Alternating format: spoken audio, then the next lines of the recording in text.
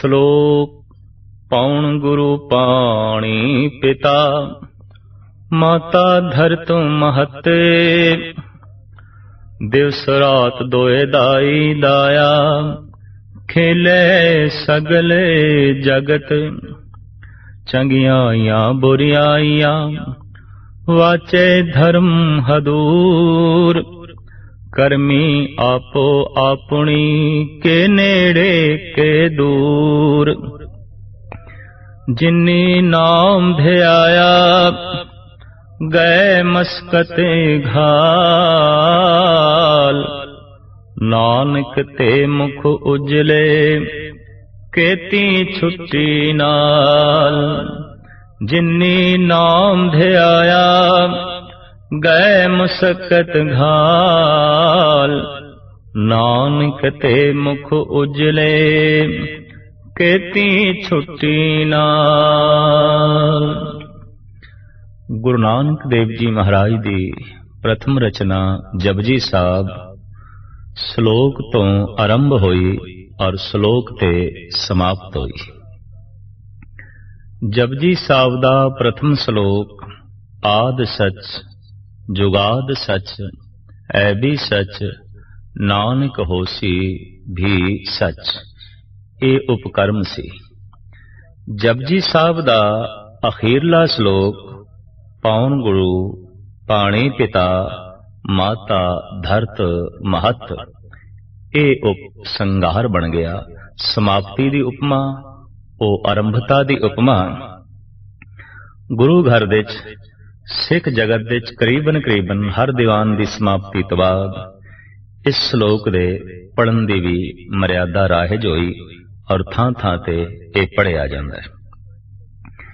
ਇਸ ਪਾਵਨ ਪਵਿੱਤਰ ਸ਼ਲੋਕ ਦੇ ਵਿੱਚ ਗਿਆਨ ਦਾ, ਧਿਆਨ ਦਾ, ਧਰਮ ਦਾ, ਮਨੁੱਖਤਾ ਦਾ ਸਾਰੇ ਦਾ ਸਾਰਾ ਸਾਰ ਗੁਰੂ ਨਾਨਕ ਦੇਵ ਜੀ ਮਹਾਰਾਜ ਨੇ ਵਰਣਨ ਕਰ ਦਿੱਤਾ ਹੈ।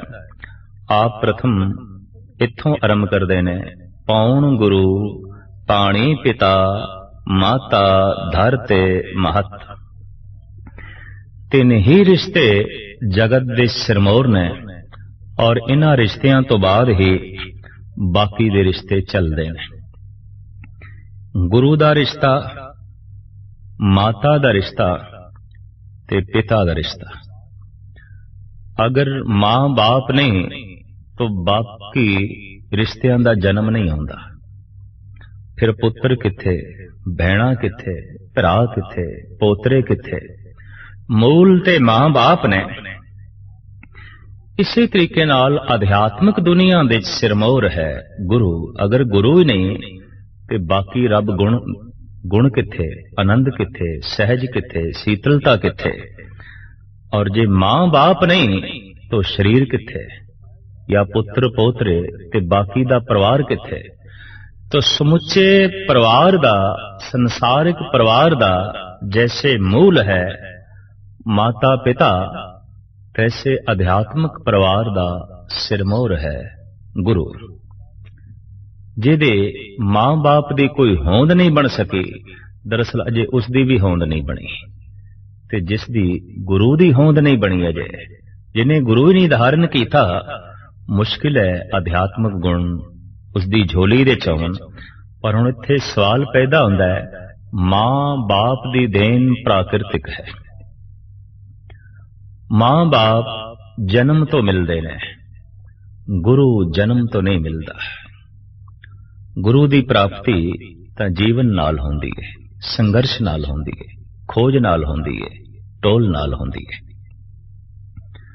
ਜਿਸ ਨੂੰ ਗੁਰੂ ਉਪਲਬਧ ਹੋ ਗਿਆ ਹੈ, ਉਹਨੂੰ ਅਧਿਆਤਮਿਕ ਮੰਡਲ ਦਾ ਮੂਲ ਲੱਭਦੇ ਹੈ। ਔਰ ਜਿਹਦੇ ਕੋਲ ਮਾਤਾ ਪਿਤਾ ਨੇ, ਉਹਦੇ ਕੋਲ ਸਰੀਰ ਦਾ ਮੂਲ ਹੈ। ਜਿਹਦੇ ਕੋਲ ਗੁਰੂ ਹੈ, ਉਹਦੇ ਕੋਲ ਮਨ ਦਾ ਮੂਲ ਹੈ, ਚੇਤਨਾ ਦਾ ਮੂਲ ਹੈ। ਇੰਜ ਕਹਿ ਲੋ तमाम अध्यात्मिक तत्त ਦਾ ਮੂਲ ਹੈ। ਤੇ ਸਾਡੇ ਦੇਸ਼ ਵਿੱਚ ਇਹ ਪੁਰਾਣੀ ਪ੍ਰਥਾ ਰਹੀ ਹੈ ਕਿ ਮੂਲ ਤੋਂ ਵੱਡਾ ਕੁਝ ਵੀ ਨਹੀਂ ਹੈ। ਮੂਲ ਸਿਰਮੌਰ ਹੈ, ਮੂਲ ਮਹਾਨ ਹੈ। तो शरीर ਦਾ ਮੂਲ ਚੁੰਕੇ ਮਾਂ ਬਾਪ ਨੇ, तो ਆਦ ਕਾਲ ਤੋਂ ਲੋਕੀ ਮਨੁੱਖਤਾ ਸਾਡੇ ਦੇਸ਼ ਦੇ ਵਿੱਚ ਮਾਂ ਬਾਪ ਦੇ ਕਦਮਾਂ ਤੇ ਮਸਤਕ ਰੱਖਦੀ ਆਈ ਹੈ, ਮਾਂ ਨੂੰ ਮੱਥਾ ਟੇਕਦੀ ਆਈ ਹੈ, ਪਿਤਾ ਨੂੰ ਸਜਦਾ ਕਰਦੀ ਆਈ ਹੈ, ਕਿਉਂਕਿ ਮੂਲ ਤੋਂ ਵੱਡਾ ਕੁਛ ਹੀ ਨਹੀਂ। ਜੇ ਜੜਾਂ ਹੀ ਨਹੀਂ ਤੇ ਡਾਲੀਆਂ ਕਿੱਥੇ, ਜੇ ਜੜਾਂ ਹੀ ਨਹੀਂ ਨੇ ਤੇ ਫੁੱਲ ਤੇ ਫਲ ਕਿੱਥੇ। ਮੂਲ ਵੱਡਾ ਹੈ, ਮੂਲ ਮਹਾਨ ਹੈ। ਔਰ ਧਾਰਮਿਕ ਦੁਨੀਆ ਵਿੱਚ ਗੁਰੂ ਪੂਜ ਹੈ, ਗੁਰੂ ਮਹਾਨ ਹੈ, ਗੁਰੂ ਸਮਰੱਥ ਹੈ, ਕਿਉਂਕਿ ਗੁਰੂ ਹੀ ਨਹੀਂ तो फिर परम रस किथे, नाम दा रस किथे ते परमात्मा दा अनुभव किथे। तो जैसे संसार दी सारी सिरजना मां बाप तो आरंभ होंदी है, धार्मिक दुनिया दा सारा आनंद गुरु तो चलदा है, गुरु तो मिलदा है। पर हुण इत्थे सवाल खड़ा हो जांदा है, गुरु कौन है? मां बाप परमात्मा ने दिते ने, क्या गुरु भी परमात्मा ने दिता है? सतगुरु का श्लोक तो कुछ ऐसा ही कह रहा है, गुरु भी परमात्मा की देन है, जैसे कि मां बाप परमात्मा की देन है। तो इस जीवन विच पावन जो है गुरु है, पानी पिता है, धरती मां है। इसका निखेड़ा इस तरीके नाल करना पेगा कि बोलण नाल संबंध जुड़ते हैं ते पवन करके असी बोलते हैं, देही माटी बोले पौन। पौन ही नहीं ते बोलना नहीं, ते जे बोलना ही नहीं ते संबंध ही नहीं। बोल के संबंध जुड़ते ने संसार नाल, बोल के ही संबंध जुड़ते ने निरंकार नाल, परमात्मा नाल। जो जिस व्यक्ति नाल जितनी लंबी चौड़ी बोल चाल रखता है, उस बोल चाल तो अंदाजा लग जाता है इत्थे उतना ही गूढ़ा ते लंबा संबंध है। ते जो जितना ज्यादा जप करी जा रहा है, जो जितना ज्यादा बाणी बोली जा रहा है, जो जितना ज्यादा भजन गायन कीती जा रहा है, शब्द गायन कीती जा रहा है, बोली जा रहा है, उसदे बोलण नाल उतना ही परमात्मा नाल गूढ़ा संबंध जुड़ जाता है, गूढ़ा रिश्ता जुड़ जाता है। पर चूंकि बोलना पवन करके है, इस वास्ते गुरु नानक देव जी महाराज कहते ने पवन गुरु है ते बोलन हार परम गुरु एही। परम गुरु एही बोलन वाला है। ते कौन बोलदा है? देही माटी बोले पवन। तत्तां दे चों ए तत्त पवन सिरमौर है। फिर पानी पिता माता धरत महत, मां की रकत पिता बिंद धारा। पिता दा पानी, माता दी मिट्टी। पानी मैला माटी गोरी, इस माटी की पुत्री जोरी। गिरवी मिट्टी खून, भाव मां दा खून ते मिंज ते पिता दा पानी। और इस तरीके नाल पवन दा सुमेल इस शरीर दी बनतर। शरीर दे च पवन गुरु, शरीर दे च पानी पिता, और शरीर दे च जो धरती दा हिस्सा है ये मां है। उंज भी आदि काल तो साडे देश दे च धरती नू माता ही कहंदे आए ने, और देश नू मातृभूमि कहंदे आए ने। ये मां है, ये धरती मां है। जिथे मनुख दा जन्म होया उत्थों दी धरती मां है। ऐसा क्यों आख्या गया? दरअसल जो मनुख दा ये ढांचा है, अगर इसनू पूर्ण तौर ते देखिए, जो बुढ़ा है कुछ दिन पहले जवान सी, जो जवान है कुछ दिन पहले बच्चा सी, जो बच्चा है कुछ दिन पहले मांस दा लोथड़ा सी, जो मांस दा लोथड़ा है कुछ दिन पहले बिंद सी, जो बिंद है कुछ दिन पहले खून सी, जो खून है कुछ दिन पहले खुराक सी, जो खुराक है कुछ दिन पहले मिट्टी सी। मिट्टी मूल है शरीर दा। तो मिट्टी यात्रा ते चली, मिट्टी विचों निकली खुराक, खुराक तो ही खून बनया। अगर कोई खुराक ना खाए खून कित्थों बनेगा? तो मिट्टी विचों निकली खुराक, खुराक तो बनया खून, खून तो बनया बिंद, बिंद तो बनया मांस दा लोथड़ा, ते मांस दे लोथड़े तो ही बनया बच्चा, फिर जवान, फिर बुढ़ा, ते बुढ़ा फिर मिट्टी दे च मिट्टी।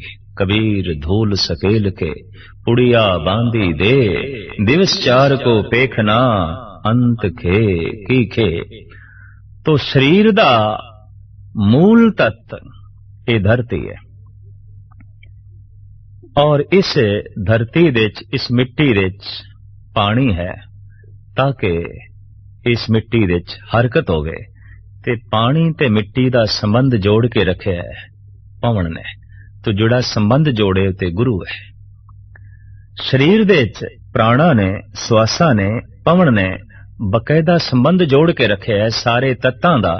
इस वास्ते तत्तां दे चों ये गुरु है।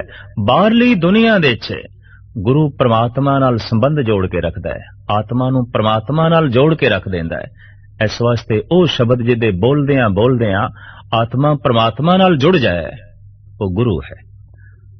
शब्द चाहे ओ बोलीए जिहदे नाल संसार दे जोड़ जुड़दे न या ओ बोलीए जिहदे नाल निरंकार दे जोड़ जुड़दे न, आखिर शब्द दी उत्पत्ति पवन तो ही होवेगी। फर्क सिर्फ इतना है, एक ओ शब्द है जिहदे नाल जगत नाल जुड़ीदा है और जिहदे नाल परमात्मा नाल जुड़ीदा है। जिस शब्द नूं उचारण करके उहनूं कहीदा है गुर शब्द, सिरमौर शब्द, महान शब्द, जिसदा सदका प्रभु नाल संबंध जुड़ गया। तो महाराज कहंदे ने चूंकि बोलना पवन करके है, पवन गुरु है और ये पानी पिता है, ये धरती मां है, इस शरीर दे गुरु विराजमान है, माता विराजमान है, पिता विराजमान है और इस ढंग नाल इस शरीर दी सिरजना हुई, रचना हुई। महाराज कहंदे ने दिवस रात दोए दाई दाया खेले सगल जगत। ये दिन ते रात खिडावे ने, दाई है, दाया है। आखिर जो कुछ भी असी करदे हां दिन दे अंदर करदे हां, रात दे अंदर करदे हां ते दिन रात दे च ही ये जगत दे जीव खेडदे ने। रात नूं विश्राम करदे ने, दिन नूं धंधा करदे ने, चोग चुगदे ने, रिजक लभदे ने। गरज के दिन ते रात मनुख नूं अपने विच उलझाई रखदे ने। खिडावे दा कम की है? बच्चे दा मन परचाई रखना, बच्चे नूं उलझाई रखना, बच्चे नूं खेड दे च लीन रखना। तो ये दिन ते रात दोवें खिडावे ने। दाई लोरी दे के बच्चे नूं सुला देंदी है, दाया खिडावा दिन भर खिडौणियां नाल बच्चे नूं खिडांदा है। तो दिन दाया है, खिडावा है और रात दाई है। ये मिठी लोरी दे के जीवां नूं सुला देंदी है। पशु पंखी मनुख कायनात दा जर्रा जर्रा सो जांदा है और दिन खिडावा है। हर पासे मनुख भजदा है, दौड़दा है, जीव भजदे ने, दौड़दे ने और ये सारा दिन अपना यही हरकत दे मनुख रहिंदा है। कदी इस पासे जा, कदी उस पासे जा, कदी कुछ कर, कदी कुछ कर।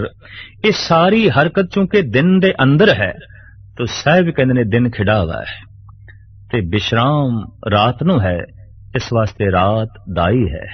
ये ते निंद्रा दी मिठी लोरी ही जो ऐसी देंदी है कि सारी कायनात नींद दी आगोश दे चली जाती है।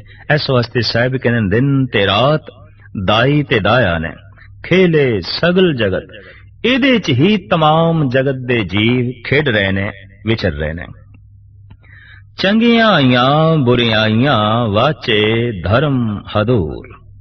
हुण जीवां दियां जिहड़ियां चंगियाईयां ने ते बुराइयां ने, ये धर्म दी हजूरी दे च वाचियां जांदियां। ऐसा नहीं कि जो बुरा कर छड़िया है कर छड़िया है, करके छड़िया नहीं, करके कोल है। चंगियाई कीती है करके छड्डी नहीं, ओ कोल है, ओदा सूक्ष्म हिस्सा कोल है, ओदे संस्कार कोल ने। ते ये धर्म दे द्वार दे पढ़े जाणगे। धर्म परमात्मा अकाल पुरख दे द्वार ते पढ़े जाणगे। भाव उस अकाल पुरख दा ऐसा एक नियम है कि मनुख जो कुछ करदा है उन्होंने वाचिया जांदा है ते उहदे मुताबिक ही जीवन रेखा अगे दी तोरी जांदी है। तो साहिब कहंदे ने चंगियां आईयां बुरियां आईयां वाचे धर्म हदूर। करमी आपो अपनी के नेड़े के दूर। हुण ऐसे कर्म जिन्हां दे ते बुराई दी मोहर लगी हुई है वो मनुख दूर चला गया। ऐसे कर्म जिन्हां दे ते नेकी दी मोहर लगी हुई है परमात्मा दे नेड़े चला गया। मनुख नूं वेख के असी अंदाजा ला सकते हैं अगर इहदे आमाल शुभ ने, इहदे कर्म शुभ ने तो ये बंदा परमात्मा दे निकटवर्ती है, ये बंदा अकाल पुरख दे नेड़े है। सानू कई दफा उस नाल याराना गणना पैंदा है जो किसी बादशाह दे नेड़े है, हुक्मरान दे नेड़े है, ते असी उसनू मान सन्मान देंदे हां भी ये ते राजे दे नेड़े है, ये ते हुक्मरान दे नेड़े है। जगत उसका भी सन्मान करता है जो हुक्मराना दे महान हुक्मरान परमात्मा दे नेड़े होवे। राजियां दे महाराजे उस परिपूर्ण परमात्मा दे नेड़े जो चला जाए उसका भी सन्मान हुंदा है, उहदी भी मान प्रतिष्ठा हुंदी है। तो साहिब कहंदे कौन नेड़े है जिहदे कोल चंगियाइयां ने, और कौन दूर है जिहदे कोल बुराइयां ने। दूरी दुख है, नेड़ा सुख है, दूरी नरक है, नेड़ता स्वर्ग है, दूरी अंधकार है, नेड़ता प्रकाश है। कोई मनुख जितना भी परमात्मा तो दूर चला जाएगा उतना ही घुप अंधेरे चले जाएगा, और अंधेरे दे सिवाय भटकना तो होर कुछ भी नहीं, टलियां मलन तो इलावा होर कुछ नहीं। जो मनुख जितना नेड़े नेड़े परमात्मा दे होंदा जाएगा प्रकाश दी दुनिया दे प्रवेश करता जाएगा। यह इंज कहो कोई जितना अग दे नेड़ा होंदा जाएगा अग उतनी उसनू झलसांदी जाएगी, तपांदी जाएगी। ते जो जितना हिमालय पर्वत दे नेड़े होंदा जाएगा शीतल होंदा जाएगा, ठंडा होंदा जाएगा। जो जितना बगीचे दे नेड़े होंदा जाएगा मुअत्तर होंदा जाएगा, ते जो जितना गंदगी दे ढेर दे नेड़े होंदा जाएगा आखिर उत्थों दी बदबू दे नाल अपने दिल दिमाग नू खराब कर बैठेगा। एक कुंठित वातावरण विच ओ फसेगा और दब के चीखेगा, औखा होवेगा। परमात्मा दे नेड़े होना सुंदर बगीचे दे नेड़े होना है, परमात्मा दे नेड़े होना सुख ते आनंद दे नेड़े होना है, और दूर होना अंधकार विच भटकना है, दूर होना नरक है। तो दरअसल ऐसा भी देखा गया है कि जो परमात्मा तो दूर है किसी हद तक सब तो दूर हो जाता है। ओदी नेड़ता मां नाल भी नहीं होवेगी, ओदी नेड़ता पिता नाल भी नहीं होवेगी, ओदी नेड़ता पुत्रा नाल भी नहीं होवेगी, ओदी नेड़ता भरावां नाल भी नहीं होवेगी, ओदी नेड़ता पड़ोसियां नाल भी नहीं होवेगी, प्रांत वासियां नाल नहीं होवेगी, देश वासियां नाल नहीं होवेगी। क्यों कि जो मूल मरकज तो दूर है वो सब तो दूर हो जाता है। जैसे जो दरखत दी जड़ां तो दूर है वो दरखत तो भी दूर है, ते जो मूल केंद्र मरकज परमात्मा तो दूर है सब तो दूर है। इस तरह दे पिता दा कोई भरोसा नहीं कीता जा सकता कि बच्चियां नाल इंसाफ करेगा जो परमात्मा तो दूर है, और इस तरह दे भरा दा की भरोसा जो परमात्मा तो दूर है। यकीन जानो ओ भरा दे भी नेड़े नहीं, ओ पिता पुत्रां दे नेड़े नहीं, ओ पति पत्नी दे नेड़े नहीं है, और ओ पत्नी पति दे नेड़े नहीं है। नास्तिकता दे घुप अंधकार दे डुब के यूरोप ने ते होर अन्य देशां ने तजर्बा करके वेख लिया है कि परिवार बिखर गए ने, भरा तो दूर हो गए, बच्चे मां बाप तो दूर हो गए, मां बाप बच्चियां तो दूर हो गए, और इतनी दूरी कि नेड़ता दिखाई नहीं देंदी। कारण की है? दरअसल जो मूल तो दूर हो गया वो डालियां तो भी दूर हो गया, जो जड़ां तो दूर हो गया वो पत्तियां तो भी दूर हो गया, जो परमात्मा तो दूर हो गया वो जगत तो भी दूर हो जाता है, जो निरंकार तो दूर हो जाए वो संसार तो भी दूर हो जाता है। कौन नेड़े है ते किहदी नेड़ता दे उत्ते भरोसा कीता जा सकता है? दरअसल जो परमात्मा दे नेड़े है।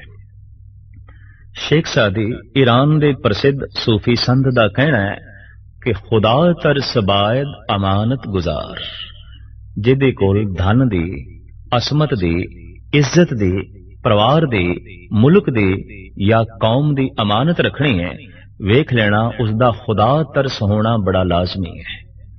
अगर वो खुदा दे नेड़े नहीं तो अमानत विच खयानत कर देगा।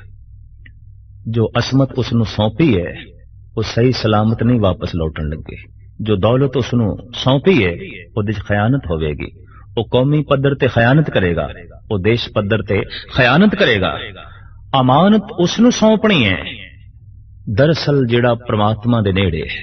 खुदा तरस बायद अमानत गुजार, जो खुदा तरस नहीं ते खुदा दे नेड़े नहीं, परमात्मा दे नेड़े नहीं, दरअसल वो ईमान दे नेड़े नहीं, ते जो ईमान दे नेड़े नहीं होते बेईमान है। जो प्रकाश दे नेड़े नहीं होते अंधकार दे है। लिहाजा इस तरह दे मनुख दा की भरोसा किया जा सकता है। तो सतगुरुदेव जी महाराज कहते ने करमी आपो आपनी के नेड़े के दूर। जैसे जैसे मनुखता परमात्मा तो दूर होंदी है, सुख तो दूर होंदी है। जगत दा कलेश, जगत दा दुख, संसार दी विपता इस गल दा सबूत है कि परमात्मा तो दूरी है, बहुत दूरी है, बहुत दूरी है। तो सतगुरुदेव जी महाराज दा फरमान करमी आपो आपनी के नेड़े के दूर। कीते होए कर्मां दे मुताबिक कोई नेड़े है, कोई दूर है। जिसनों 12 माद गुरु अर्जन देव जी महाराज इस ढंग नाल फरमान करते ने किरत करम के विछड़े कर किरपा मेलो राम। हे राम, कीते होए कर्मा करके बिछड़ गए तैथों। कीते होए कर्मा ने बहुत दूर कर देता है, बहुत दूर कर देता है। कृपा कर, मेर कर, रहमत कर, तेरी नेड़ता नसीब होवे। क्यों? क्योंकि तेरी नेड़ता दे ही सुख है, आनंद है, चैन है, रस है। अगर कोई दूर है तो साहिब कहते ने एक किरत कर्म ने, एक कीते हुए कर्म ने। तो कर्मी आपो आपनी के नेड़े के दूर। जो दूर है वो पापी है, जो पापी है वो दूर है। दुष्ट, जालम, चोर, यार, बदमाश, गुंडे सारे इस श्रेणी च आ जाते ने कि सच तो दूर, परमात्मा तो दूर। सील, संजमी, दयालु, कृपालु, विशाल हृदय दे मालक, सम भावना रखण वाले, सम दृष्टि रखण वाले, इस तरह के जितने पुरुष ने ये नेड़े ने। अजो के संसार नूं वेख के कहना पैंदा है कि यह संसार जो कलयुग बन गया, यह संसार जो नरक बन गया, केवल सच दी दूरी दे करके, केवल परमात्मा दी दूरी दे करके। तो साहिब कहंदे ने कीते होए कर्मा करके कोई नेड़े है, कोई दूर है। कर्मी आपो आपनी के नेड़े के दूर। जिन्नी नाम ध्याया गए मुशक्कत घाल। जिन्हां ने नाम जपिया, नाम दे च ध्यान जोड़िया, उन्हां ने अपनी मुशक्कत सफल कर ली, उन्हां ने अपनी घालना घाल ली, सफल कर ली। ते घालना दे चों यही सब तो वड्डी घाल है। अगर कोई संसारिक पद्धर देते सफल भी हो गया तो साहिब कहते हैं उसकी घालना सफल नहीं हुई। दरअसल जो आध्यात्मिक पद्धर देते सफल हो गया, और कौन सफल होया है? जिन्हें नाम दे च ध्यान जोड़ लिया है, जिन्हें शब्द दे च सुरत जोड़ ली है। जिसने भी जोड़ ली है, महाराज कहते हैं घालना घाल ली, उसने मुशक्कत सफल हो गई। मेहनत दा फल उसनों मिल गया। किसनों? जिसने भी नाम दिहाया है भाव, जिसने भी शब्द दे सुरत जोड़ी है, जिसने भी नाम दे ध्यान जोड़े। आखिर धर्म धुन ते ध्यान दी साधना है, शब्द ते सुरत दी साधना है। ते सुरत शब्द दे जुड़ गई, मानो जगत दियां तमाम घालना उन्हें घाल लईयां। सफलता ओदी झोली दे आ गई। जिन्नी नाम ध्याया गए मुशक्कत घाल। इनू मुशक्कत क्यों आख्या, मेहनत क्यों आख्या? दरअसल जितनी भी घालना जगत दी घाली है, उस तो भी करोड़ा गुणा औखी है ये घालना कि कोई मनुख अपनी सुरत नूं शब्द नाल जोड़े। बहुत वड्डी घालना है। वाहिगुरु वाहिगुरु दी धुन अलाप के उसे धुन दे कोई ध्यान जोड़े, इस तो वड्डी होर कोई साधना नहीं, इस तो वड्डी होर कोई घालना नहीं। और ये बहुत वड्डी मेहनत है, बहुत वड्डी मेहनत है। सब तो वड्डी मेहनत है तो इसका फल भी सब तो वड्डा है। चूंकि ये मेहनत महान है, इसका फल भी महान है। तो प्रश्न खड़ा होगा, ये जो नाम जपना है, इतनी वड्डी जो है साधना है, मेहनत है, इसका फल की है? इसका फल है परमात्मा। ते परमात्मा फल कैसा है? परम आनंद, परम रस, परम सुख, परम शांति, परम हलेमी ते समूह गुणा दा सार। तो साहिब कहंदे ने जिन्नी नाम ध्याया गए मुशक्कत घाल। नानक ते मुख उजले केती छुट्टी नाल। जिन्हां ने सुरत नाम दे च जोड़ी, जिन्हां ने नाम जपिया, जिन्हां दी घालना सफल होई, दरअसल मुख उन्हां दे ही पवित्र ने। पानी दे नाल मुख नहीं पवित्र हुंदा, साबण पाउडर इत्यादि मलण दे नाल मुखड़ा पवित्र नहीं होंदा। अंदर दा क्रोध मुखड़े ते प्रगट होंदा है, अंदर दी नफरत मुखड़े ते प्रगट होंदी है, अंदर दी वासना मुखड़े ते प्रगट होंदी है, अंदर दा झूठ मुखड़े ते प्रगट होंदा है। पानी नाल मुखड़ा धोता है लेकिन मुखड़े ते झूठ प्रगट हो रहा है, मुखड़े ते क्रोध प्रगट हो रहा है, मुखड़े ते काम प्रगट हो रहा है, मोह प्रगट हो रहा है, अहंकार दी प्रदर्शनी हो रही है मुखड़े दे राहीं, अखां दे चों, मत्थे दी तीवड़ियां दे राहों। समूह इसदा मस्तक दस रहा है, यह हंकारी है, यह क्रोधी है, यह वासना दे च ग्रसिया होया है। तो इस तरीके दा जिहड़ा अपवित्र मुखड़ा है ते अपवित्र भाव जो मुखड़े ते प्रगट हो रहे ने, ये पानी नाल धो के नहीं दूर कीते जा सकते। महाराज कहते ने ये ते नाम जपण नाल ही मुखड़ा पवित्र होंदा है। तो जैसे कोई नाम दे सुरत जोड़दा है, शब्द दे सुरत जोड़दा है, उसदा मुखड़ा इतना पावन, मुखड़े ते ही हलेमी प्रगट होंदी है, मुखड़े ते ही सच प्रगट होंदा है, मुखड़े ते ही समदृष्टि प्रगट होंदी है, मुखड़े ते ही संतोख प्रगट होंदा है, जिसनों मेरे पातशाह कहंदे ने गुजड़ा लद्धम लाल मत्थे ही प्रगट थिया। एक गुप्त लाल लभया है जो मस्तक ते प्रगट हो गया है। तो साहिब कहंदे जिन्नी नाम ध्याया गए मशक्कत घाल, नानक ते मुख उजले केती छुट्टी नाल। जिन्हां ने नाम जपिया उन्हां दे ते मुख उजले होए, पर उन्हां दा सदका होर भी कईयां दे झूठ दे बंधन टुट गए, होर केती छुट्टी नाल होर भी कईयां दी बंद खलासी हुई। जिवें किसे ने अपने कपड़ियां नूं सेंट लाया है ते ठीक है, उन्होंने ते खुशबू आ रही है, पर उहदे कोल भी जिहड़ा बैठ जांदा है उन्होंने भी खुशबू मिल जाती है। जिन्हें नाम जपिया है रस ते उन्होंने मिल रहा है, आनंद ते उन्होंने मिले है, पर उहदे कोल भी जिहड़ा बैठ जांदा है उन्होंने भी कोई मस्ती मिल जाती है, उन्होंने भी कोई सुरूर मिल जाता है। ये हकीकत है, बहुत वड्डी जो है सच्चाई है। इस वास्ते नाम रसियां दी संगत विच बैठण दी सानू ताकीद की गई है, ते नाम रसियां दी संगत विच बैठ के मनुख नूं नाम जपण दी प्रेरणा मिल जाती है। भी इन्हें सेंट लाया और ये मुअत्तर होया होया है, मैं भी लावां, मैं भी अतर लावां, मेरे विचों भी खुशबू प्रगट होवे। तो इस ढंग दी प्रेरणा भगतां तो मिल जाती है, संतां तो मिल जाती है। साहिब कहंदे ने उन्हां दे ते मुख उजले ने जिन्हां ने नाम जपिया है, पवित्र ने, पावन ने, पर इन्हां पवित्र मुखड़ियां करके होर भी कई पवित्र मुखड़े हो गए, होर भी कईयां दे झूठ दे बंधन टुट गए, दुख दे बंधन टुट गए, और उन्हां दी झोली सुख दे नाल भर गई। ये जपजी साहिब दा आखिरी श्लोक मोर, जिहदे च धर्म, गुरबाणी, सभ्यता, इंसानियत दा सार साहिब श्री गुरु नानक देव जी महाराज ने वर्णन कर दिता है। सतगुरु रहमत करन कि हर मनुख दी जपजी साहिब नूं सुन के, अर्थ विचार नूं सुन के जपण दी भावना पैदा होवे, ते हर मनुख दी ये घालना गुरु नानक देव जी महाराज सफल करन।